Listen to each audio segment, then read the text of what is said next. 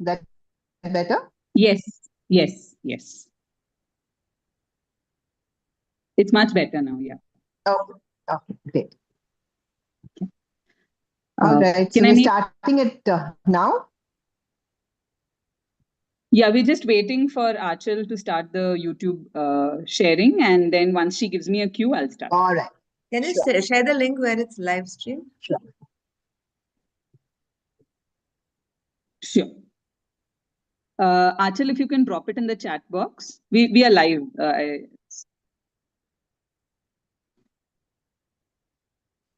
Yeah. So can I also request all colleges to switch on your cameras so that we can also see the audience? It's quite nice to see a whole bunch of students sitting together to listen to each other in this virtual environment. So I request all colleges to switch on your cameras. Yeah, Sonal, you'll have the link in the chat box where we are going live. You can copy paste it from there. Achal, are we good to go? Yes. Okay. So good morning, everyone, and welcome to the Saint-Gobain Studio Incentive Co-Learning Program 20.0, a platform that explores design through the lens of time. I would like to thank all 10 colleges here who are a part of the co-learning program, namely Madhav Institute of Technology and Science, Gwalior, Madhya Pradesh, Siddhaganga Institute of Technology, Tumkur, School of Architecture, Rewa University, Watson University, Hyderabad, Coimbatore Institute of Engineering and Technology, Manipal School of Architecture and Planning, Dr. MGR Educational and Research Institute, Chennai, SJB School of Architecture and Planning, Bangalore, Nehru School of Architecture, Coimbatore, and Rachna Sansad's Academy of Architecture. They have been enthusiastic in all activities that we've been running under the co-learning program until now. A huge shout out to Manipal School of Architecture at 35 individual registrations and Nehru School of Architecture at 33. We thank you for your zest and enthusiasm in participating. We also have a fun activity running throughout today's sessions. At different moments, you will hear 3 surprise questions. So if you're quick and if you drop the right answer first in the chat box, you win a prize. Instructions for all institutions who are broadcasting. I request the faculty to type in the chat box the answer prompted by your students. Our team will collect the names of your students who answered correctly later. So the prizes will be sent to the college and you can probably share it with the student who answered it right. So are we ready for the first question? Can I read out the first question? You can give us a thumbs up if you're ready. Okay. I will consider that as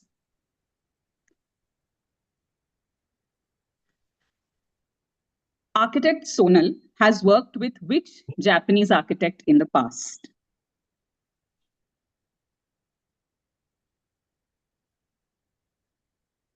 I will repeat my question. Architect Sonal, our speaker for today, has worked with which Japanese architect in the past?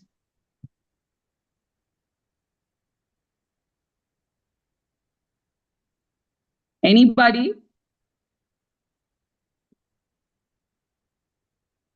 We can give them time while we continue. They can still continue to answer, Pooja. Sure. We'll do that. Geeta, over to you. We now have architect Geeta Balakrishnan, founder of Ethos ASEC, to say a few words for all of us. Thanks. Thank you, Pooja. Thanks, Sonal, for joining us this morning as part of the co-learning program. Really happy to have you from Opolis Architects talking about co-learning design. Sonal is someone I've known for a long time. She's someone who strides through the worlds of architectural practice and industry with ease. Her commitment to giving back to aspiring architects and sharing her experiences of running a successful practice is something that we at Ethos and ASEG are truly grateful for. Thank you, Sonal, for taking the time off from your busy schedule in Japan and presenting this session. I won't forget when you brought this architect that Pooja was asking a question about earlier to our Kolkata event at West Bengal chapter, the NatCon. It really embellished our national convention immensely. Once again, thank you so much for being with us. The Vox Populi sessions were conceptualized to bring in the voice of students into the co-learning program. I now hand this over to Priyanka to take us through what this edition of Vox Populi was about that ran on Instagram over the past few weeks successfully. Priyanka, over to you. Thank you, Geeta, ma'am. Yeah. So,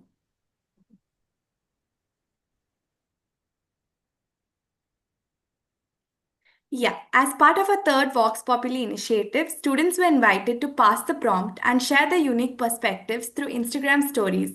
We started the process with the third prompt for Sonal Sancheti's talk, Where Have You Seen a Material Speak Its Truth? Each participant built on the previous one, creating a dynamic chain of thoughts, reflections, and expressions. This not only encouraged creativity but also gave students a sense of collective engagement, making their voices visible in a lively and interactive way.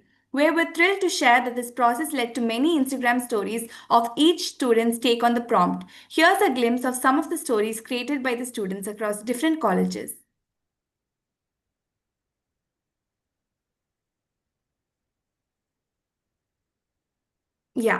So these were some of the amazing photographs which were captured during the third prompt of Sonal Sancheti's talk.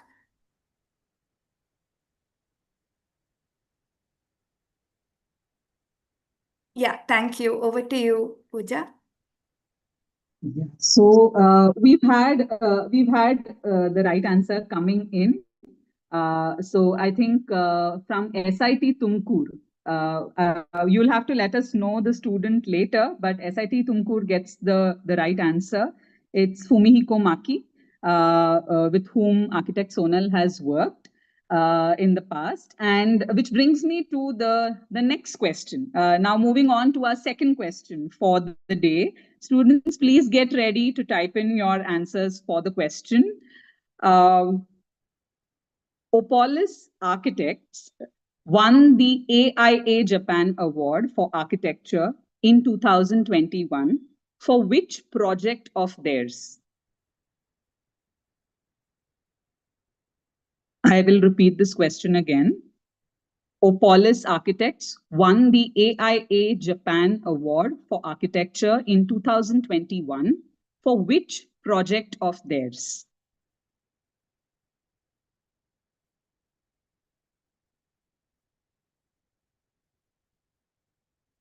Okay, we are having answers coming in. We have Manipal answering. Let's see. Thank you. We will now head to we'll head to the next part of our session. Can I request students as part of the Vox Populi conversations to switch on their cameras? The Vox Populi conversation is student-led and sets ground for the mentor's talk. Today, the students bring to you what they understand about co-learning to design for the tectonics, what co-learning to design for the tectonics means to them. May I now request Kezia from MGR Chennai to share her views on this topic.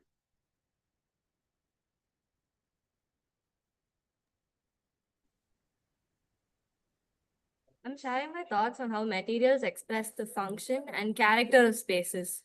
In corporate offices, glass, steel, and stone project professionalism and authority. Daycares and therapeutic spaces, on the other hand, use soft finishes like wood and fabrics to create comfort, safety, and warmth. Schools bring in brick, color, and playful textures to inspire creativity, while healthcare facilities rely on clean, sterile surfaces, softened with natural elements to balance hygiene with healing. What I have learned is that materials are never neutral. They shape how we feel and respond to a space. They give buildings their identity and meaning. Whether it's the seriousness of an office, the warmth of a daycare, the energy of a classroom, or the reassurance of a hospital. In the end, Materials act as a language of design, reminding us that architecture is not only about form, but also about feeling. Thank you so much, Kezia. Can I now request Nityashri from MGR Chennai to share her views? Okay, well, designing for tectonics is about revealing how a building is made, showing the structure, joints, and craftsmanship instead of hiding them. It values truth to materials and construction, letting the process itself shape the form. Tectonic design turns building into storytellers, where every detail explains how the structure stands, functions, and endures, uniting architecture, engineering, and meaning. One of the biggest realizations I had was the tectonics is not about hiding the things that are made. It's about showing it. It's about celebrating the connection between materials, the honesty of structure, and the craftsmanship behind every detail. In conclusion, design for the tectonics taught me that architecture is not just about how a building looks, but how it made and how it makes us feel. It taught me to value structure not just as an engineering necessity, but also as an expensive language. Now, tectonic design as a way to bring honesty, beauty, and meaning into the architecture. It's a reminder that every detail matters and that behind every good building is a story of materials, people, and connections. Thank you. Thank you so much for that. Ashlesha Mapari from Academy of Architecture, Mumbai. Would you like to share your thoughts? Hello all. In the government residential quarters and enterprises, tectonic becomes a primary means of translating programmatic efficiency into the legible and dignified build form. The structural system must communicate clarity while addressing the challenge of repetition inherent in mass housing. A reinforced concrete frame provides a rational grid for modular construction, but its tectonic expression can be enriched through the use of local materials, stone, bricks, or texture concrete, as infill and cladding. These elements include variation, tactility, and identity while ensuring durability and low maintenance.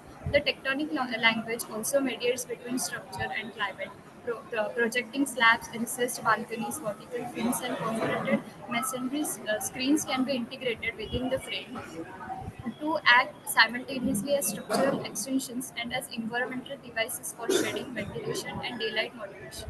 This synthetic of form and performance prevents monotony, establishes rhythm, and enhances the daily experience of residents. The balance of heavier grounded materials with lighter components such as steel railings or glass panels further articulates the interplay of mass and transparency, permanence, and adaptability. At the collective scale, tectonics extends beyond the private unit to shape community identity, expose trusses in assembly halls, pergolas spanning gardens, and colonnades framing courtyards are not merely structural solutions but special markers of shared life. These gestures emphasize constructional honesty while reinforcing social interaction, grounding, and housing complex in its urban and environmental context. In this way, tectonics ensures resilience and efficiency while embedding dignity and pride in everyday life, positioning the project as a model of both structural clarity and cultural rootness. Thank you. Thank you so much, Ashlesha. Can we now have Ayush? Ayush Gaikwad from Academy of Architecture, Mumbai. In the design approach, tectonics becomes the foundation for rethinking collective housing, imagining the massing and habitual planning not only for as a spatial arrangement but as a direct expression of structure and materiality. The housing is convinced through modular adaptable units that can be stacked and clustered. Their tectonic character shaped by podium, balconies, courtyards, and shared circular system structure provides a framework for density while material gives texture and identity, each element contributing to both function and expression. Tectonics is just not limited to construction details but becomes a design language integrating form, structure, and material to create a housing model that is scalable, clear in articulation, and deeply connected to the livable experience. Thank you. Thank you so much, Ayush. Can we now have Rati Singh from Woxin University sharing her views? Good afternoon, everyone. I'm Rati from Oxford University. So I'd like to share some of what we have been exploring in our studio regarding tectonics. Recently, we worked on a minor design project where we built a pavilion of 500 square meters. And the main objective was to understand how structure works to give stability to the building and how material behaves in different conditions, and to learn about their strength, limitation, and how they react and interact with the environment over time. In my design, I use a tree-shaped columns where the trunks and branches supported the roof, making the structure both functional and visible. For the roof, I worked with woven cane split, which was locally available, and also it was flexible enough so that I can work with curved roof instead of flat roofs. Since the roof was permeable, so we combined it with laterized stone flooring so that the water can be absorbed. And while working on this design, I understood that material and structure are deeply connected. Material brings identity through their surface, weight, and natural life cycle, while structure organizes space and ensures stability. When the two are integrated thoughtfully, the structure becomes an expression rather than something to hide, and material becomes a true part of the building rather than just a decorative element or layering on the walls. My main understanding from this exercise was that tectonics goes beyond construction. It is not just about holding a building up, it is also about how the logic of structure and the quality of material together form architecture expression. A structure can carry meaning when it is revealed, and material should also be allowed to age naturally and should reveal their true nature over time. To me, tectonic now feels like a meeting point of technical clarity and artistic expression. Thank you very much. Thank you so much, Rati. Can we now have Sharon from Nehru School of Architecture sharing her views?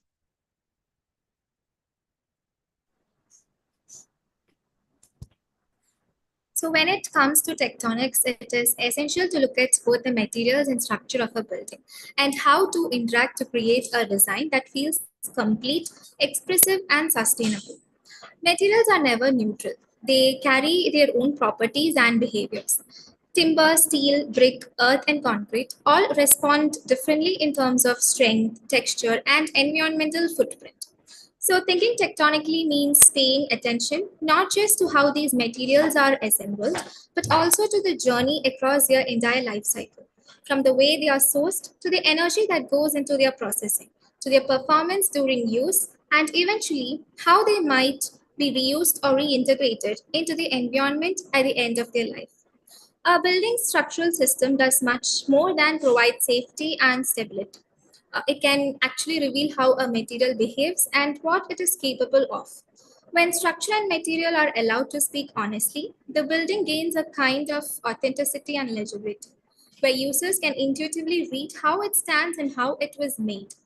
This interplay between materials and structures is where architecture becomes meaningful. A tectonic approach encourages efficiency, using resources wisely, designing details that are durable, and thinking ahead of adaptability and reuse it. Also opens up possibilities for aesthetics and experience because the design becomes more engaging, tactile, and rooted in its context.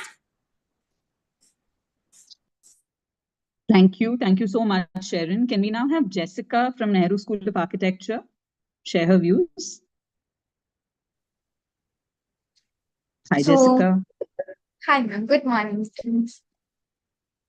Yes, Materials please. and structures are not only functional components of design, but also instruments that mediate the user's sensory and emotional experience. The way they are chosen, detailed, and assembled communicates layers of meaning, comfort, resilience, and atmosphere, allowing different users to connect with the same space in a unique way.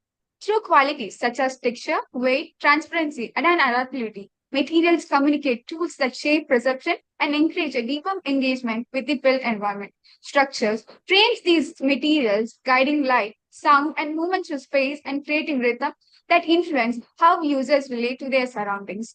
Together, they form a language that speaks beyond utility, cultivating an environment where design is felt as much as it is seen. These charts in materiality and structures extend beyond aesthetics, serving to evoke softness, calmness, and flexibility that are essential in fostering therapeutic environment. Materials such as wood, Natural fibers and flexible composites carry warmth and tactility, resonating with human sense and encouraging a slower, more mindful interaction with space. Structural strategies that integrate openness, adaptability, and porous boundary allow the natural light, ventilation, and greenery to merge with interior, supporting both ecological and human well-being. By creating atmospheres that invite comfort while inviting resilience, materials and structures align to form space that feel alive, responsive, and restorative. In this way, design becomes more active, mediator between people and nature, embodying harmony, balance, and collective engagement with the environment. Thank you. Thank you so much, Jessica. Can we now have Avantika from SIT Tumkur? Good morning, everyone. Materials and structures are not just technical elements of design, they are the very soul of architecture. Materials bring life, they create mood, and they shape the character of a space. In fact, material becomes identity. We often recognize a designer by the way they honor their chosen medium. Laurie Baker, for example, is inseparable from his expression use of brick, where every wall spoke of economy, climate, and craft. Le Corbusier, on the other hand, immortalized concrete as the language of modernity, creating forms that were both monumental and poetic. This is the essence of tectonic design, the celebration of material and structure, not as hidden components, but as honest expression of form. Tectonics is about truth in construction, where the way something is made become part of its beauty. It reminds us that architecture is not only about enclosing space, but about revealing the dialogue between material, structure, and human experience. As designers, our task is to let these voices speak, to craft spaces where materiality and structure come together to tell enduring stories. Thank you. Thank you, Avantika. Can we now have Srinidhi from SIT Tumkur share their thoughts? Hi, ma'am. Hello. So, good morning to one and all. So, whenever we look at a building or a structure, we often feel like it is a finished product, having a facade, a shape, or a style. But what if we look deeper, and what if we see the story of the creation of its materials? So, what I think is that the essence of the architectural tectonics, it is the combination of the science and arts, where the very act of the building becomes a form of expression. This is the philosophy that a building structure and the materials are not just hidden components. They are the heart of the design. It is about letting the raw honesty of the materials and the careful precision for creating the and letting them to speak for themselves. So when we think about the B.V. Doshi's work, where exposed concrete at IIM Bangalore, it is just not a statement, but a visible celebration of its structural form, or a simple studio made up of brick, where the color and the texture of each brick tell a story of careful craft and connection to the earth by itself. So the way a building is put together, the careful thought behind each detail, and the truthfulness of its materials all create an impact on us. The hand of the builder and the logic of the construction are what gives the building to its soul and connect us to the timelessness art of the building. Thank you. Thank you so much, Srinidhi, and everyone for sharing your responses on what you understand co-learn to design for the tectonics can be. I would now like to introduce to all of you architect Sonal Sancheti.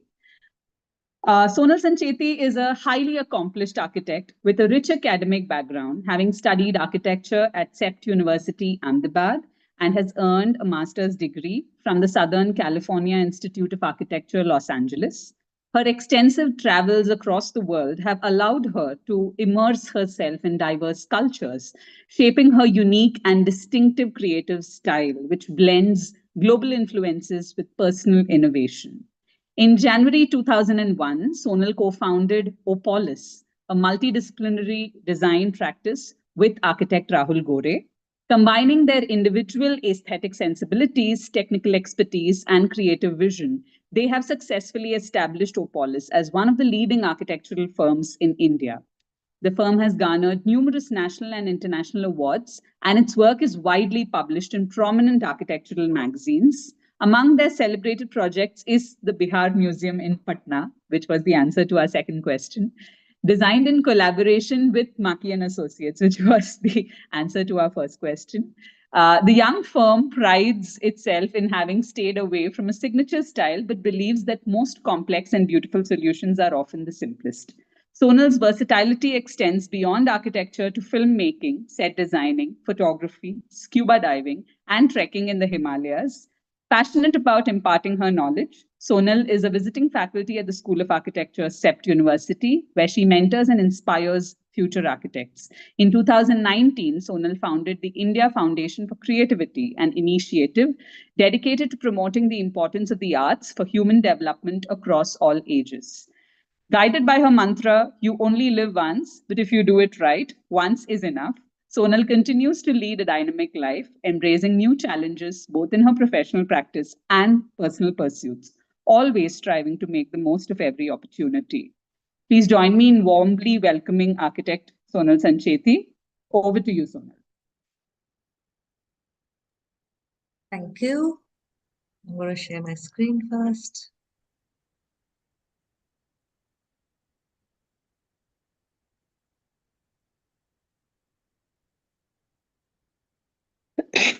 Can you see my screen?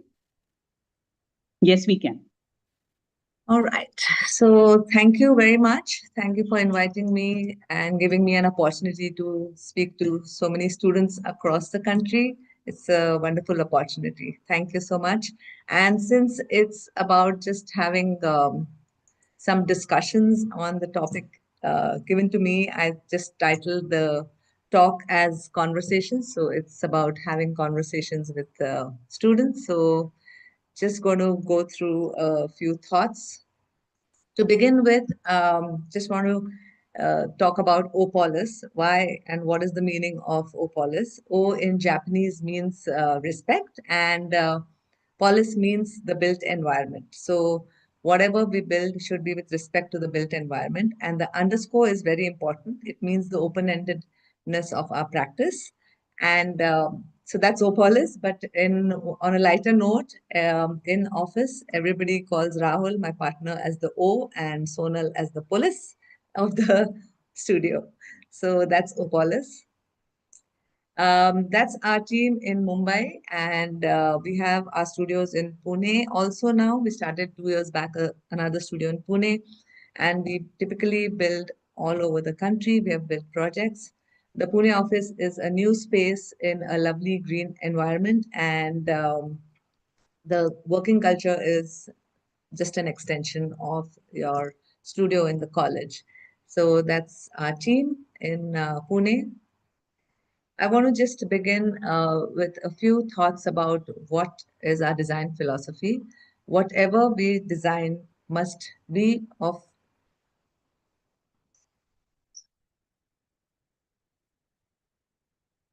So whatever we design must be of use, but at the same time transcend its use. It must be rooted in time and site and client needs, but it must transcend time and site and client needs.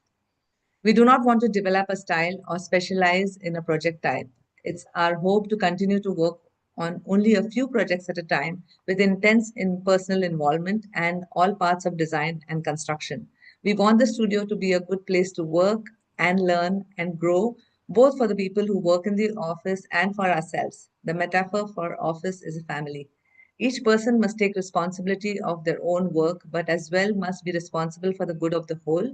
We do not believe in the separation or specialization of skills. Each architect in the office will work through all aspects of a project. We would like to be financially stable, but this will not outweigh artistic or ethical belief, which will always come first. The work should reflect optimism and love. The spiritual aspect of work will emerge if it is done well. I would like to base today's talk on 4 parts to the whole talk. The first part is about roots of a practice. The second is conversations with landscape, then conversations with cityscape, and a little bit about competitions. So roots of a practice goes on to really talk about what is really your foundation. When we think about architecture, images come to our mind. Many of these are connected with our training and work as an architect. They contain professional knowledge about architecture that we have gathered over the years. Some of the other images have to do with our childhood memories or our travels, or sometimes even a combination and a beautiful layering of all of the above. Architecture surely is the sum of all our past experiences. This was just taking me down the memory lane when we were students like you all at SEPT. We are called the 90 batch. That's the year of joining School of Architecture, not graduating, because everybody graduated in those days at a different time, depending on a year of exchange program or doing the thesis for as long as you want, because it was a research thesis. So those days life was very different, and that's our lovely batch uh, at SEPT. This was my final year project in SEPT, like the ninth semester, and I added this because I feel whatever you do in your college days is always, in many ways, reflects back in your practice. So I always tell my students that take all your studios very seriously, take all your studies at college very seriously, because you will never know how it connects back to your practice in future. And especially this project, which was my ninth semester project, and that sketch that you see in black and white, I'll connect it to a project later as we go along. But this is my final year project. This is Rahul's research thesis on Nari Gandhi, who's an architect who's done amazing work in Maharashtra, and it was part of his research thesis. Our mentors, we have been very fortunate to have amazing mentors at SEPT, Professor Worki, Professor Chaya, Professor Doshi, Christopher, with whom I did my internship, then worked with Raul Mehrotra, Professor Shimizu, who has had an amazing influence and taught us so many aspects of life and not only architecture, and of course, Maki-san, with whom we have worked and learned about architecture and life. So our mentors are a very important blessing to us, and we constantly are grateful to all our mentors in our practice. This is an important moment when Professor Doshi and Maki were at our home in Mumbai. And just when we had won the Bihar Museum competition, this is what Maki-san wrote to us. And I keep reminding myself, be slow but steady, life is long. Looking back at a timeline that we made for ourselves right from our inception in 2001, and we've done projects all over of various scales, starting with small houses, small interiors, and now going on to build museums. A lot of our work is in collaboration with other practices like RMA with Maki-san. Now we're doing a project in collaboration with Tezuka Architects from Japan. So collaborative model is something that we believe in and practice in our career.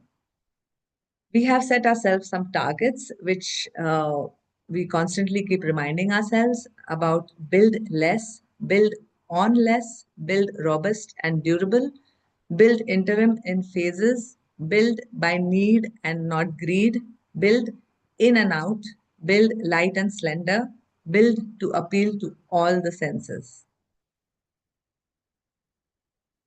Conversations with the landscape, I will talk about a few homes that we've designed in Maharashtra between Pune and Mumbai. This is a house at Panshet, which is very close to Pune. And since we heard all the students talk about tectonics, let me just officially say that tectonics is where structure, the practical, meets aesthetics, which is the poetic part of a project. Tectonics is definitely the soul of every architectural projects, because it really finally means how all the materials, details, the various things that go into making of a project comes together to finally create that amazing space. And tectonics is what gives it its soul. So I truly believe that tectonics is the soul of a project. In our projects, siting of a project is the most important phase of any project. How you put the project on a particular site is called siting, and that takes a big chunk of any project at the beginning, because siting is something that is crucial to how the building hugs the landscape, how it responds to its context. And we take, I think, a big part of our beginning is, and a lot of time is spent on siting of a project onto a particular site. This particular project, the Panchir project, after studying the obvious layered nature of the site, the lake, the hills, and the sky, we responded with a basalt masonry base, laterite walls as a backdrop, and a continuous roof that holds and presses the structure down to the earth.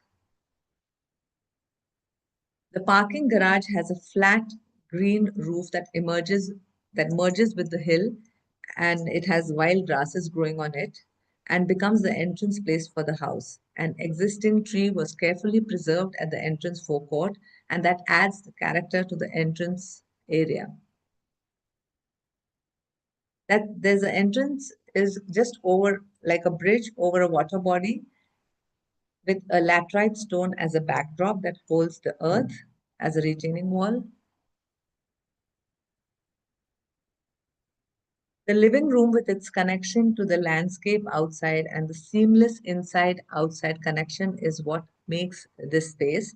We believe in the concept of borrowed landscape, how our spaces inside are kept minimal and everything from outside, which is the view in any site, comes as a part of the space, and it's called as borrowed landscape, which is very important to all our spaces, especially the weekend homes.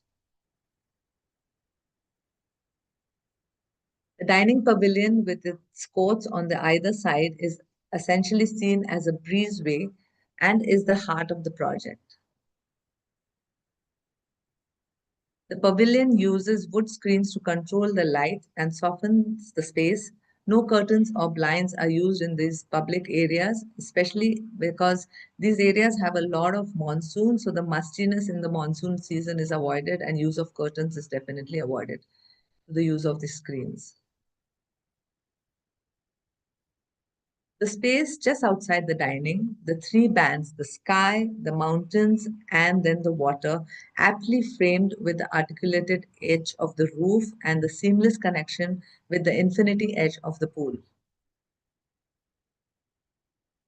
The detailing that goes into every project is extensive, and what feels so simple actually takes 10 times more work to make it so simple is the obsessive detailing that goes into creation of every space.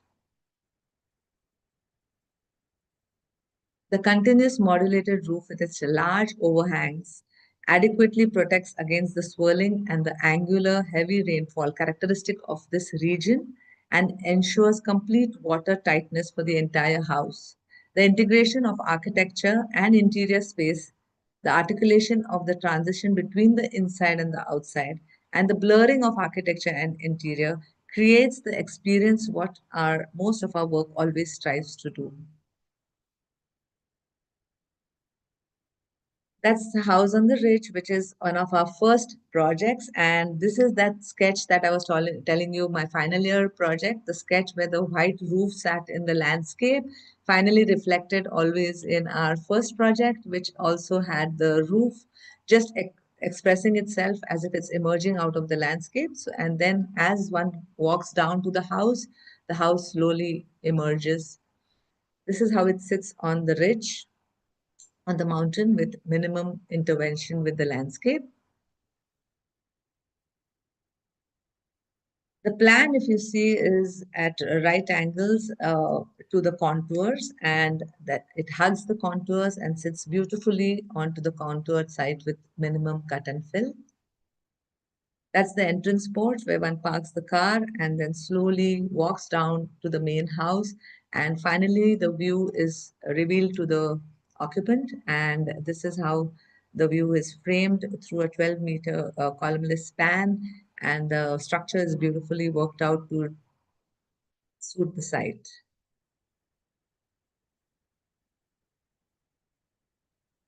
The hill slopes away quite quickly, and 2 lakh liters of underground tank anchor the house back into the hill.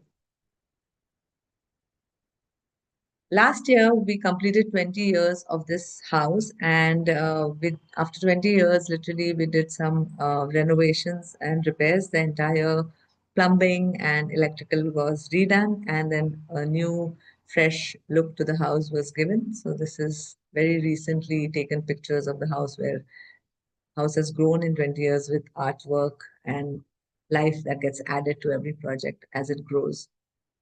These are the beautiful views from the veranda where one could literally spend the whole day with the sunrise on the left and sunset on the right in the same veranda. And the scenery in front of you keeps changing through the day and through every season.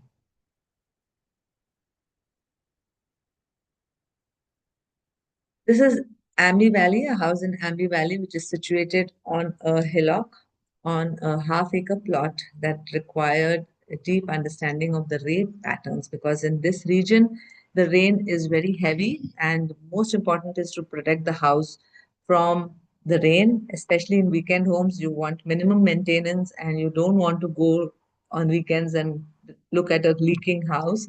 The details for protection from the rain and wind become extremely important. I'm not going to go into details of the house, but there is a main canyon space that connects all the living rooms and the bedrooms, and one that also sets up a diagonal relationship from the entrance space to the pool deck that is outside.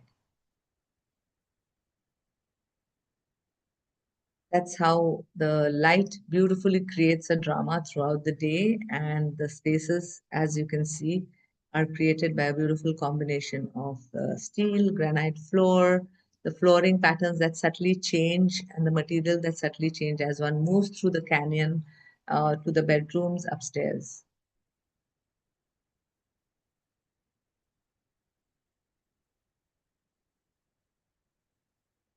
Just a few more views of the house, looking back constantly to the outside. And again, the seamless connections between the inside and the outside, and the concept of borrowing landscape from the outside into the interior spaces.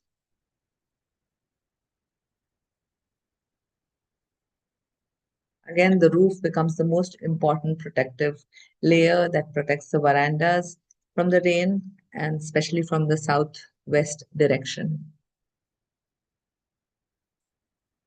How the home finally gets done by the clients and the way they use it. And the best reward is when a client reverts back to us saying that the child has completely forgotten gadgets and cell phones and is really enjoying the spaces created, is finally the fulfillment one gets as an architect. This is a picture the client shared with us.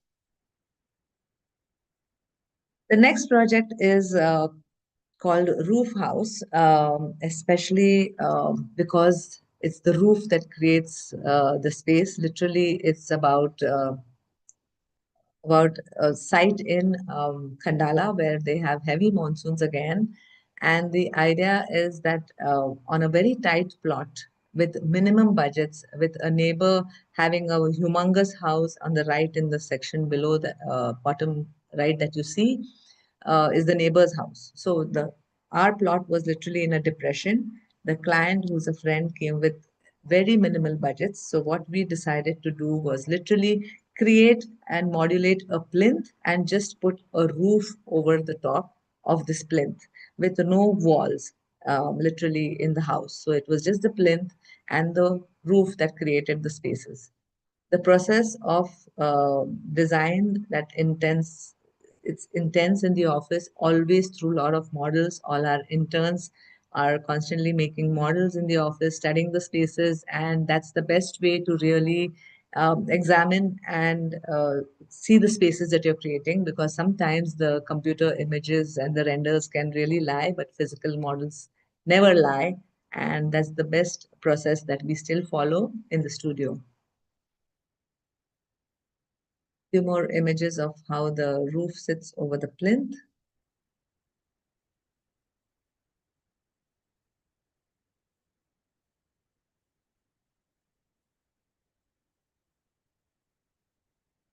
Again, the materials that we use are always local to the region. Here it's the black basalt stone, which is always the stone in Maharashtra. In Goa, if we are building, it would be the laterite. So always the local materials are used for a particular project whenever we design a project. These are some interior views where you see that the partitions are through verticals, which are either storages or partitions, which are just separating the spaces, but no brick walls really are there, and the roof creates all the drama into the space.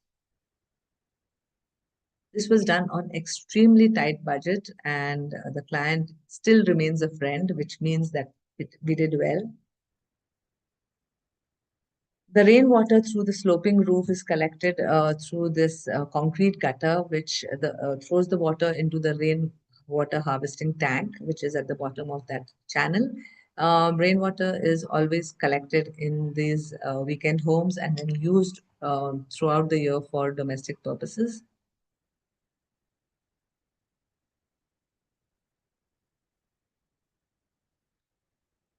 Quickly through another home in Kamshet area, which is again very close to Lonavala. It's called Kamshet. And this is a weekend home, again, in a beautiful site that overlooks a lake. So it's really, I mean, yes, we have all been fortunate in building in beautiful sites, but what it takes is how you evolve through every project. So it is the similar kind of language, maybe with steel structure and natural stones and the stones that are available from the area, but how each project evolves through the experiences from the previous project is seen very subtly through various projects. Especially this one is our latest weekend home that we handed over, and here we've worked with Manjuna, the structural engineer, and really the detailing of how the glass touches the steel members is how lights falls into the space is what is created through the various materials and how they come together.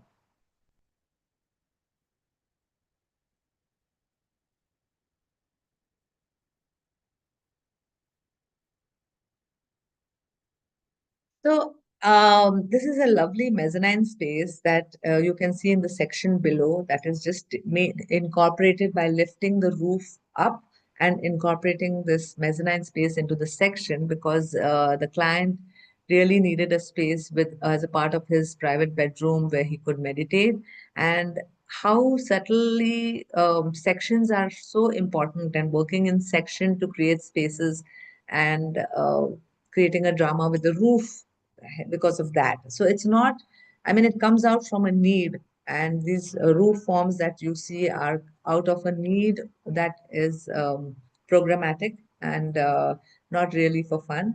And also, then it goes back to how all the rainwater gets collected. So there's tremendous amount of studies that go on and everything is studied through various types of models that is a constant tool that we use for all our projects. So you can see the number of models that this iterations that the roof has gone through before we finally narrowed down and finally what has been built. So what you see in the roof behind where the mezzanine is tucked in it looks beautiful, but it comes from a need that the client had.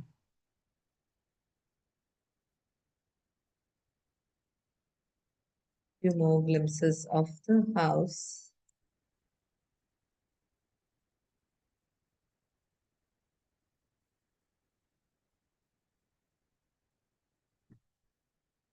Am I doing okay with time? Yes, yes, you are. Okay. Next is conversations with the cityscape.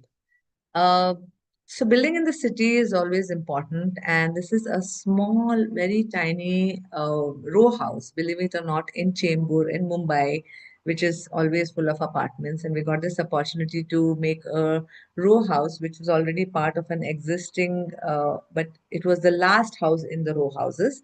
And we were stuck with the plinth because you cannot change the plinth, but we demolished the entire shell and recreated the spaces and how this was done just before COVID, and the 2 years of COVID, the family enjoyed the house, and the stories that they had to share about what their child went through because of the kind of space that we offered is something that makes me believe in how architects can change lives. You know, what kind of spaces we create really affects the minds of the people who occupy and inhabit them. And this child who moved in here uh, in COVID uh, was about 7 years old, and literally because of the way the house interacts and with the landscape being the last house and the way the windows and the fenestrations are designed to again in whatever possible way the outside could come inside made him a nature lover. He started observing and listening to the birds that would come there. He started photographing them, and literally, it was a new kind of a life that they got because of the space that is created by an architect. So, I really think that we as architects have the power to convert dreams into reality and make something for the client which they've never imagined. This is another house in Ahmedabad, which is done for 3 generations. So it's called, when we started the house, there was grandparents, parents, and the 2 children. But the house took 4 years to build, and literally the next generation and the great grandchildren were also born by then. So it's how a project takes its own course, and architecture is a very slow process. It goes through a lot of literally we have to do roles of a counselor when you're talking to the client, roles of a manager when you're working in a team in the office, then roles of course of a designer, but there are these multiple roles that come together and that finally make a project. So I think it's a very interesting multifaceted profession that we have.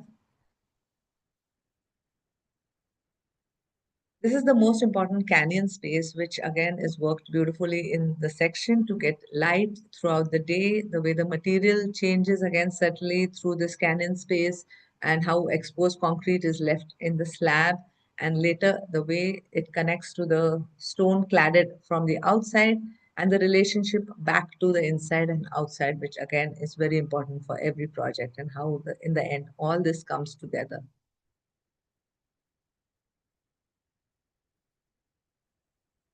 A little bit about a change of scale, and now I want to talk about Bihar Museum. But before that, I think a little bit of a story here to just kind of reiterate to you how important student life is, and it's not always only about ideas, but it's about making ideas happen. So in 1996, I was a student at CEPT in my final year doing my thesis on traditional Japanese architecture and its influences on contemporary architects. And I was studying the work of Yumiko Maki. And I had an opportunity to go to Japan and see all the buildings that I was studying. I interviewed Professor Maki and later sent him a copy of my thesis. And he was quite impressed with the research on his work. He even gave me a job later after that to work in his office. And later, after we started Opolis, Bihar Museum competition was announced. We approached Makisan if he will collaborate with us on this competition. And he, believe it or not, a Pritzker awardee, saying yes to a firm which was a very small, just 10 years old firm. And he said yes, and he collaborated with us on the Bihar Museum competition, which we went ahead and won and built it.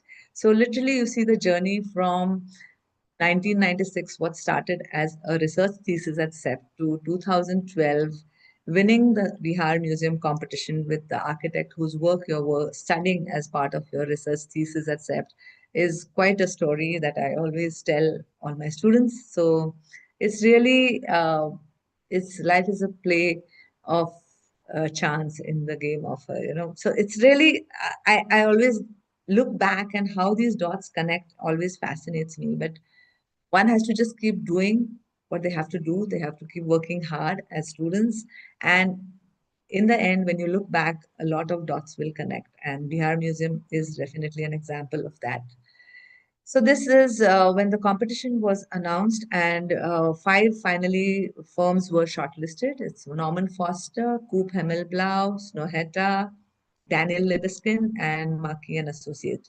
Each one had to have an Indian counterpart because the competition was for firms in India who could collaborate with foreign firms because to have the experience of having built museums before was important. So it became a collaborative project, and the five firms shortlisted were these. Finally, Markey and Associates with Opolis was announced as the winner, and the Bihar Museum was built in Patna in 4 years flat. So literally, that house which I told you took 4 years in Ahmedabad. In the same time, a huge project like the Patna Museum, which was 2 lakh square feet, was built in Patna in the same time. This was the competition entry that we had submitted. And what's interesting is that very little changed finally in the end when the museum was built. So from the competition entry to what was built was almost the same. So it's a 2.5 lakh square feet of built up on a 13.5 acre land, which was a long site, almost half a kilometer long site. And the whole idea was that didn't believe in an iconic structure, but a campus-like design which was spread over the site. An important reason for this was also because the whole museum had to be built in 4 years flat and from design. So 1 year went in design and drawings, and then 3 years of execution, and the whole project came up simultaneously. Since it was most of it was ground plus one, part of it was ground plus one, most of it was ground floor structure. So that's how the museum sits on Bailey Road in Patna. It was partially inaugurated in 2017 and fully in 2018.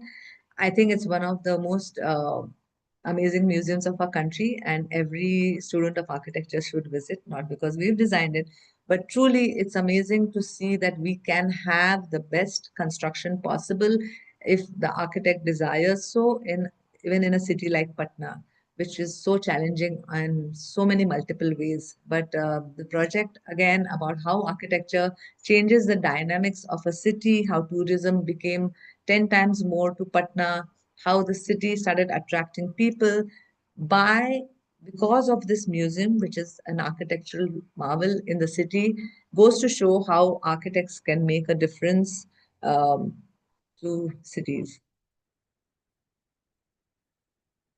This is the entry canopy, which is again a 25 by 25 meter large span, one-way cantilever. That's the entrance area. That's on the way. So this museum has a big part of it is a children's museum also.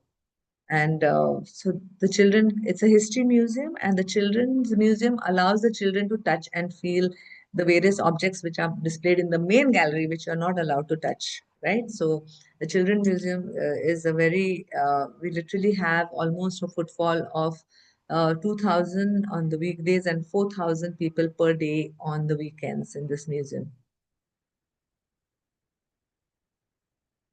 That's one of the internal courtyards. So it's a series of courtyards that are woven together through the galleries.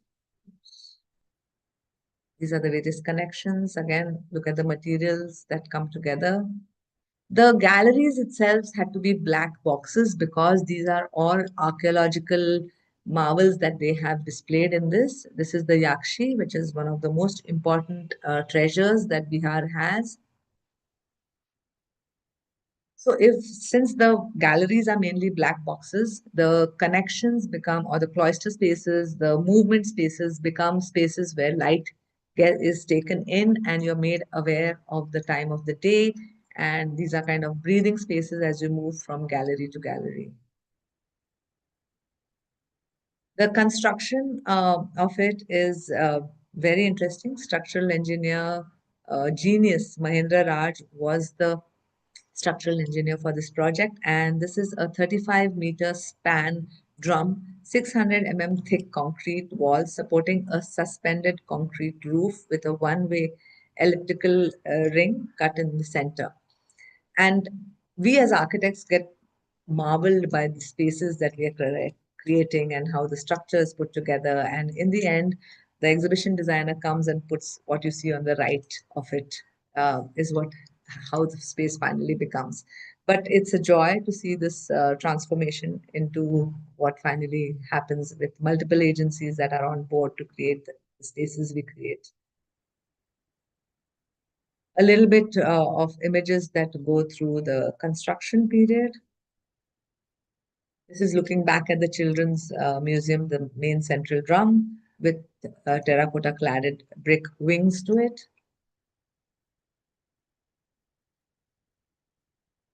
So if I have to kind of again talk in the language of tectonics, since that's the topic for today, why Bihar Museum is a tectonic landmark. It demonstrates that tectonics is not only about how a building stands, but it's about how a building communicates. So construction becomes culture, steel aging with time, echoing endurance.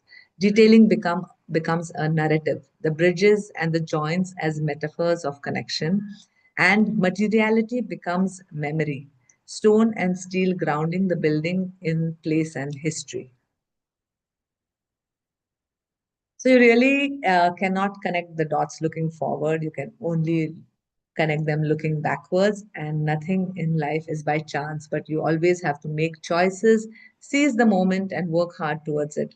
Especially the Bihar Museum that started its the beginnings as a student of architecture at CEPT, and finally went on to building a museum in collaboration with the architect that I was doing my research on, is a lovely story that I love to share.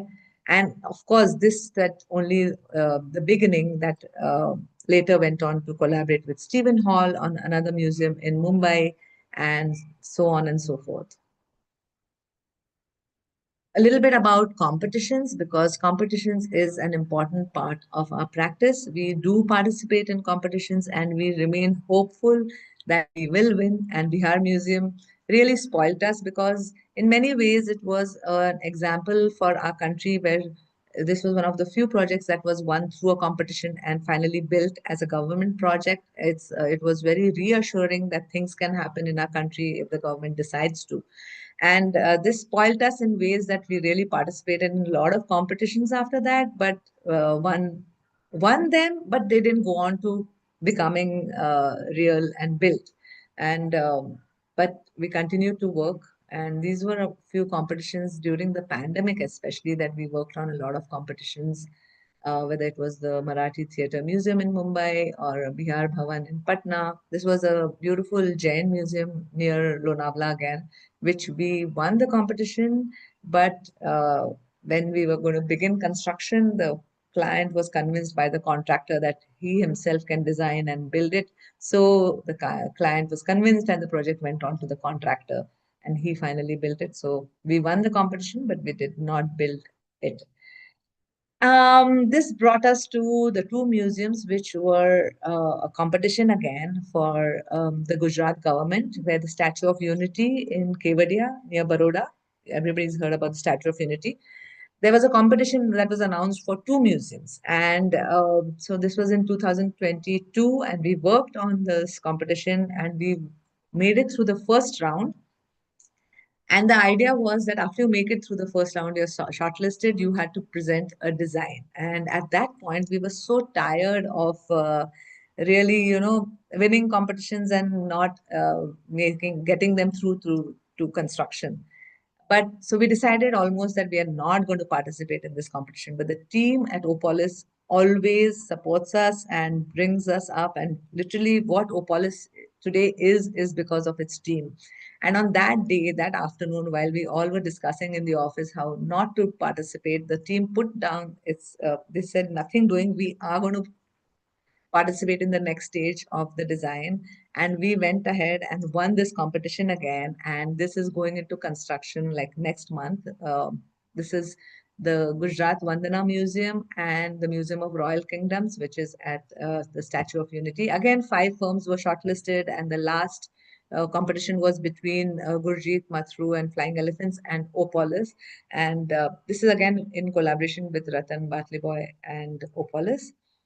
and we went ahead and won this, and this is on the drawing board right now. The tenders are done. It's going into construction. So life is always hopeful. So this is one museum on one side of the river and the other, but both point towards the Statue of Unity. Some renders of the project.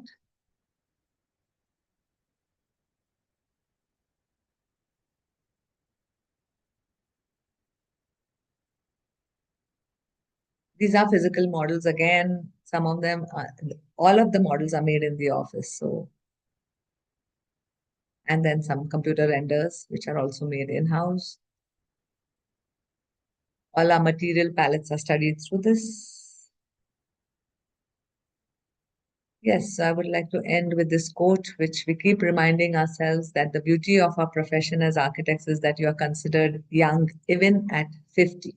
So this was when we were published in India's top young architects. And we keep reminding ourselves of what Fumiko Maki wrote to us.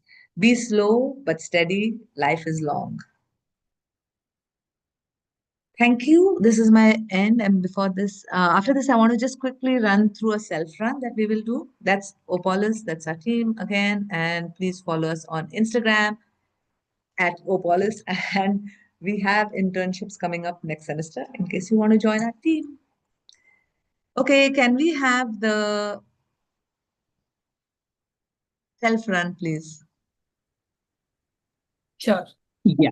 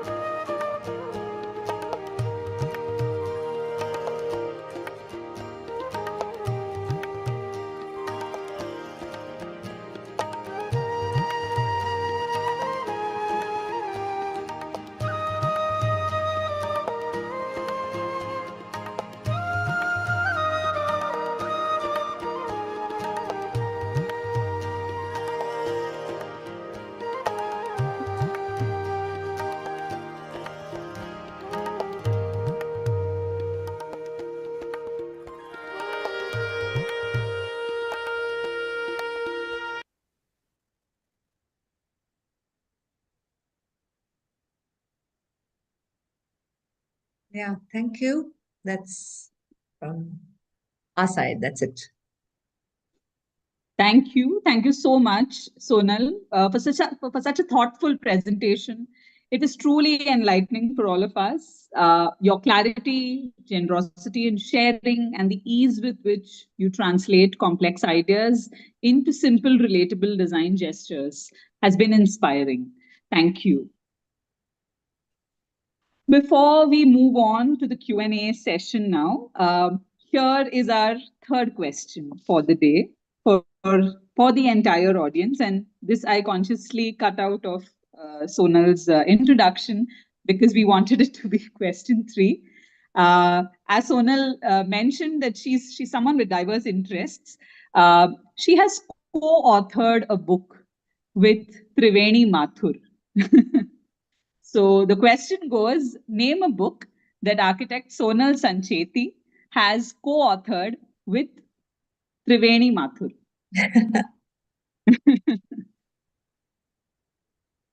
Okay. So while we get answers, I think we've already had winners for the first 2 questions. We'll kind of continue with the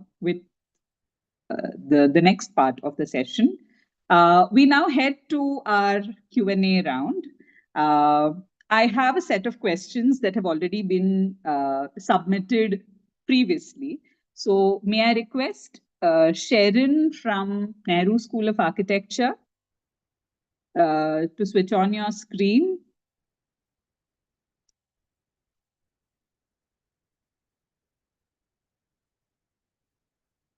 Would you like to ask your question, Sharon?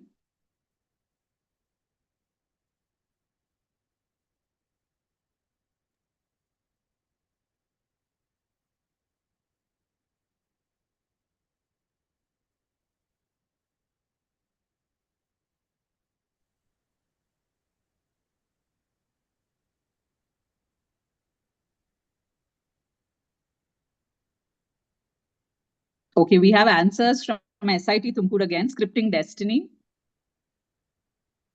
That's nice. Okay. What I will do is I will carry on with asking question on behalf of Sharon. And in case we have students around whose questions they are, you are most welcome to switch on your cameras and ask the question yourselves. But otherwise, Sharon asks, what is the relationship between tectonics and architecture?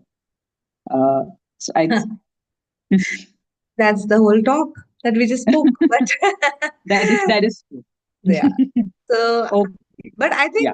I mean, just to be fair to the question, I think tectonics is the core of architecture, is shaping how construction, the structure, the material, all of it, how it comes together and how you put life into it by the way you get it all together. And finally, the act of building, I think, is an art. And tectonics is about creating art. Absolutely, yes, true. So, I mean, since like you rightly mentioned that your entire talk was about this, so Yeah. probably it kind of lays base this question.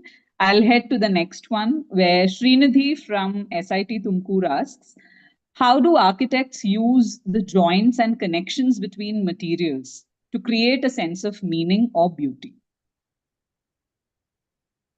As I mentioned also, it's about literally how all these materials come together. There is one way of saying, okay, I have my roof, I have my wall, and but how the roof and the wall meet is what is that junction, and how you detail it out is um, the whole crux of that space, and how beautifully, because as students, especially my students in studio, we never get to that wall section in the end, because everybody's hurrying up for their juries and you have somehow get their project together. But what's most important is the wall section, where one sees how the from the ground, the wall that comes up, the fenestrations, and then the roof, and how all these are connected to each other, and the details that go into it is finally that makes the beauty of that space. So it's the coming together and detailing of these that finally makes that beautiful space.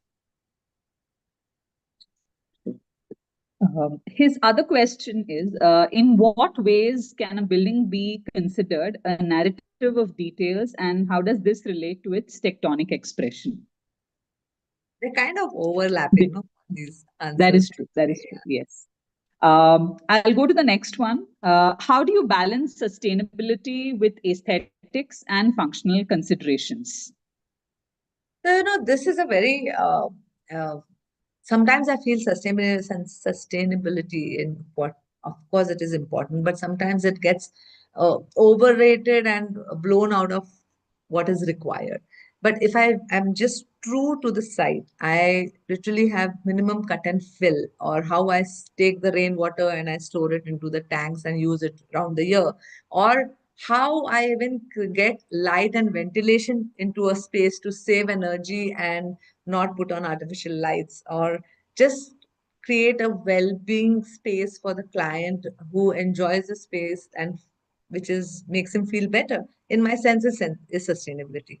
And if you do the basics of architecture, considering the wind direction and the directions of how each space should be placed onto the site, I think that is being sustainable.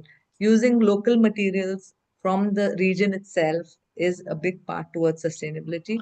But I don't know, somehow we don't really use sustainability in its big jargon words. And doing very honest architecture is sustainability. Okay. Yes. Which brings me to the next question. How can architects embrace the natural aging of materials as part of the design rather than trying to conceal it while still ensuring durability and functionality?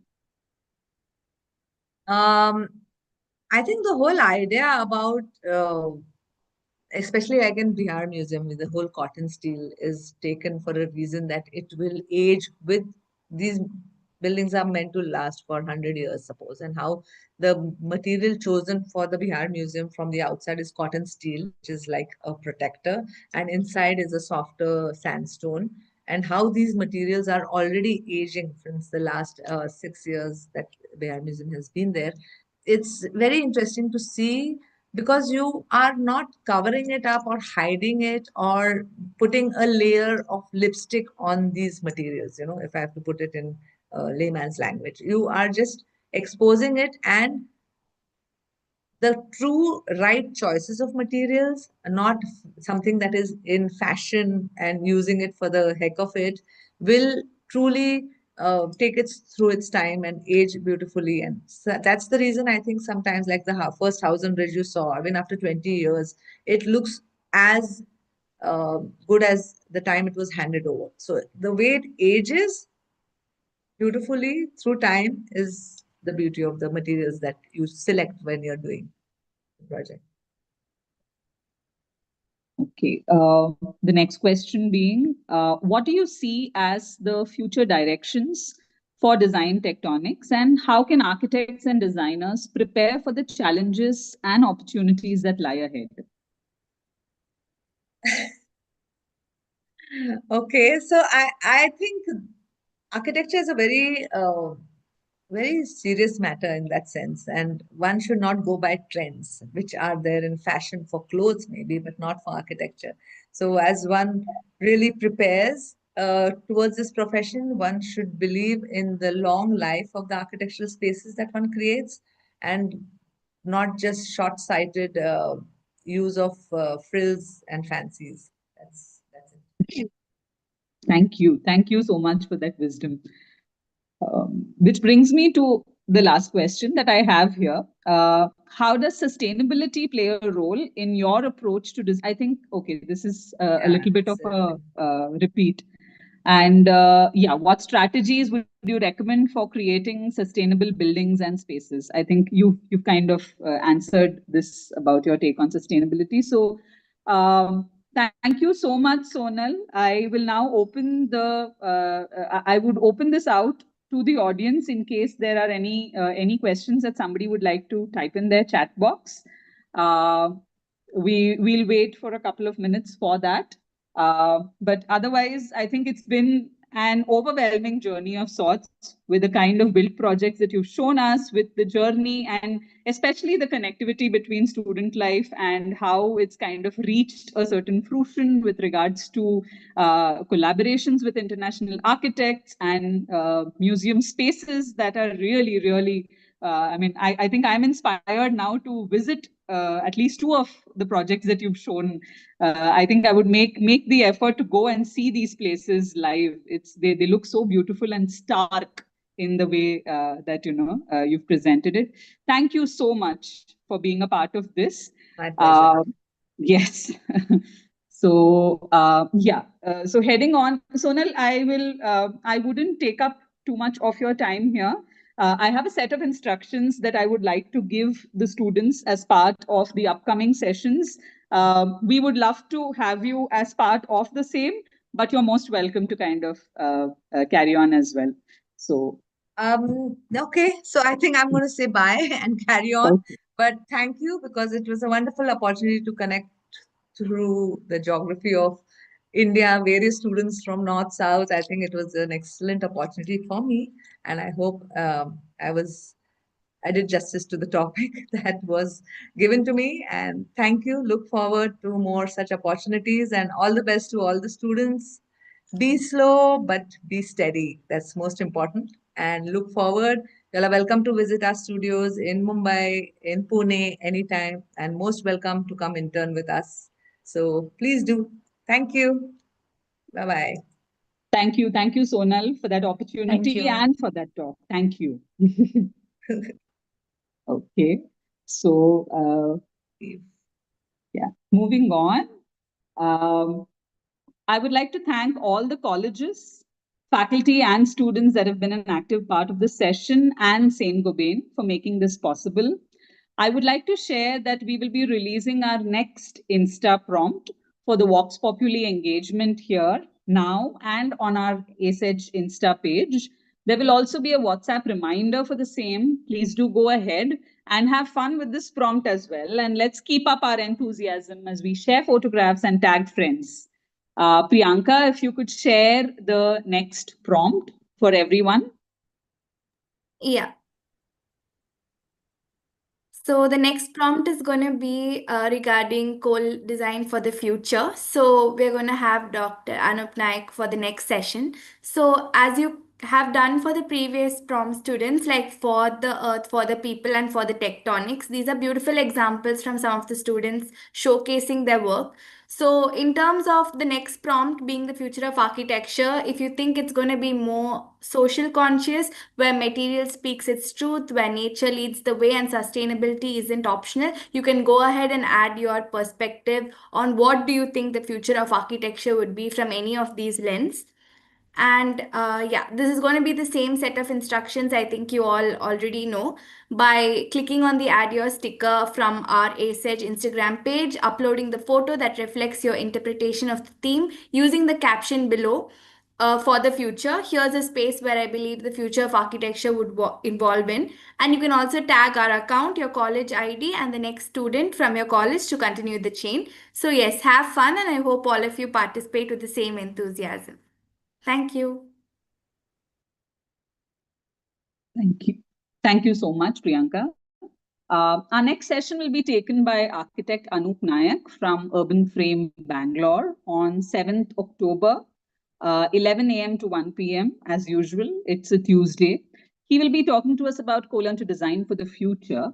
Please find a Google Form link dropped in the chat box to collect questions for him. I think by now you're aware of the drill.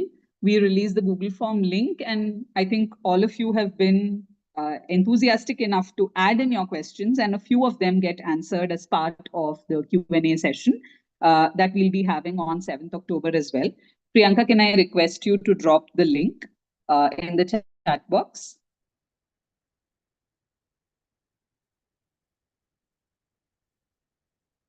Meanwhile, just a set of instructions that, I mean, this might be more to do with the faculty members as well, that we are planning to host a design mela. So for all colleges who have been a part of something like this last year, you are aware of what a design mela encompasses. But we are looking at a design mela on the 11th of October.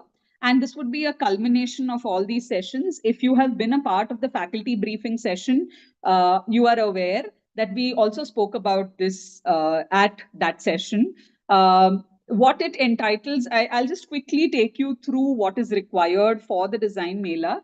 It is basically at any stage of the design process that your student work is at, you could nominate a minimum of 10 students and a maximum of, how many ever you would want to kind of participate in the design mela. But the ratio goes that for every 10 students' works that you upload, we would like to have one faculty member nominated from your side. And how it works is that the design mela will involve cross mentorship between all 10 colleges. For example, one faculty of X college will review the work of 10 students from Y college.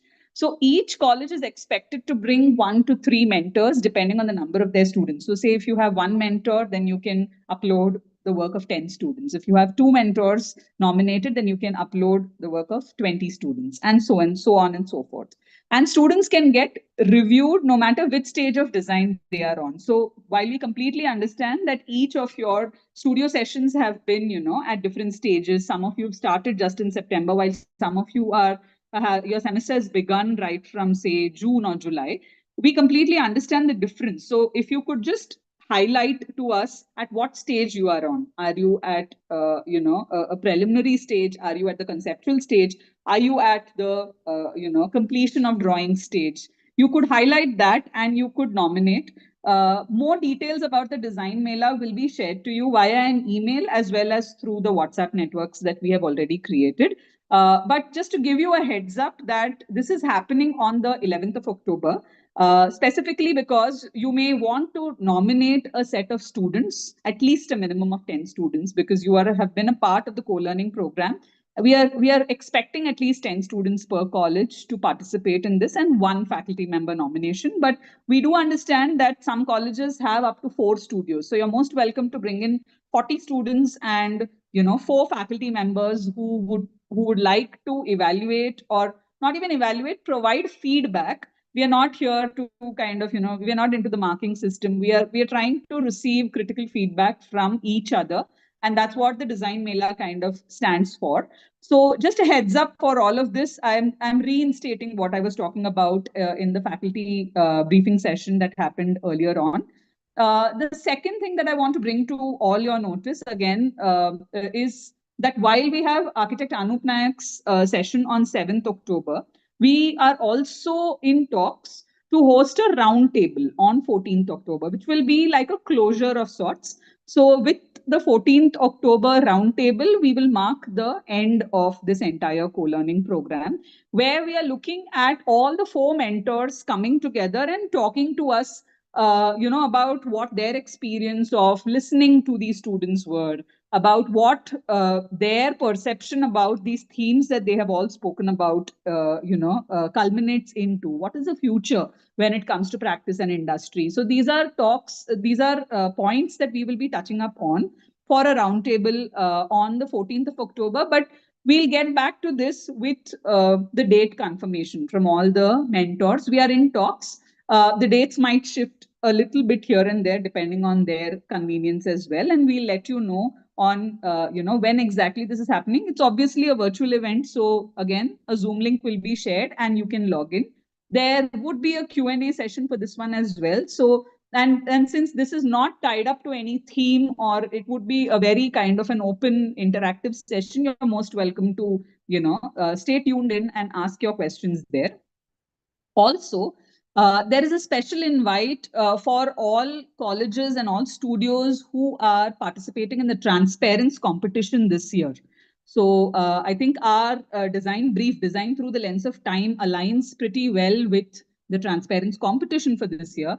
And they have an Ask Me Anything session getting hosted on the 18th of September from 3 to 4 p.m.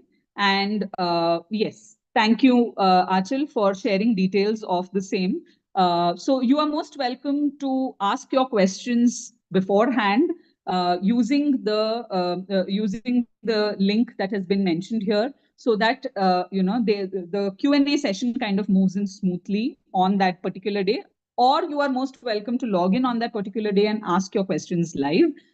You may also want to be a part of a WhatsApp group so that you get quick reminders, discussions, and updates on the transparency competition. So that's all from our side. One last reminder for colleges who have not been able to follow up on the individual registrations. We had shared a step-by-step detailed set of cues as to how you can individually register for this particular co-learning program.